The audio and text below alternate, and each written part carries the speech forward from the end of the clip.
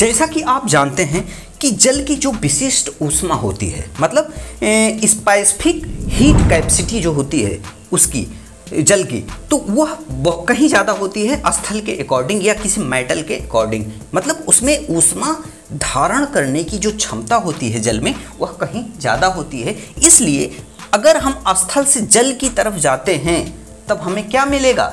हमें यह मिलेगा कि यहाँ पर टेम्परेचर इसके अकॉर्डिंग कम है। आप सर्दियों में अगर देखते होंगे जल तुरंत ताज़ा जल, ठीक है, ताज़ा जल जब हम नहाते हैं तो होता क्या है, वह हमें गर्म लगता है, ठीक है।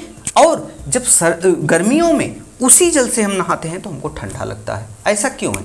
ऐसा इसीलिए है कि यह जो टेम्परेचर है वह हमारे इन्वायरमेंट में कुछ और है और हमारे जल वाले भाग में कुछ और है। कितनी भी गर्मी पड़े, आप किसी गड्ढे में जाइए तो वहाँ पर आपको टेम्परेचर उतना नहीं मिलेगा जितना हमें गर्मी लग रही है, क्योंकि ऐसा अगर होगा तो हम नहाएंगे ही नहीं, क्योंकि हमें वह पानी गर्म लगेगा, उतना ही गर्म लगेगा। तो समझ लीजिए कई जानवर ऐसे हैं जो गड्ढे में जाकर बैठ जाते हैं। क्यों? कि अकॉर्डिंग उसके इन्वायरमेंट के जो टेम्परेचर है उसके अकॉर्डिंग वह जल का तापमान कम है, इसलिए उनको ठंडापन उसमें महसूस होता है।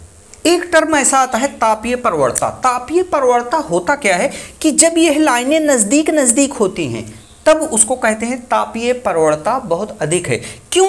ऐसा क्यों होता है? क्योंकि यह पृथ्वी के उत्तरी गोलार्ध में ज़्यादा देखने को मिलता है, दक्षिणी गोलार्ध में कम देखने को मिलता है। प्रवणता जो होता है, कारण ये है यहाँ जलीय भाग बहुत ज़्यादा है, दक्षिणी भाग में जलीय भाग बहुत ज़्यादा है, इसलिए ये लाइनें दूर दूर हो जाती हैं। कि यहाँ पर दूर दूर का होने का मतलब क्या है? बहुत ढेर सारे दूर एरिए में एक ही टेम्परेचर विद्यमान रहेगा, इसलिए ये लाइनें सीधे चली जाती हैं, फिर बहुत दूर तक यही टेम्परेचर विद्यमान रहेगा।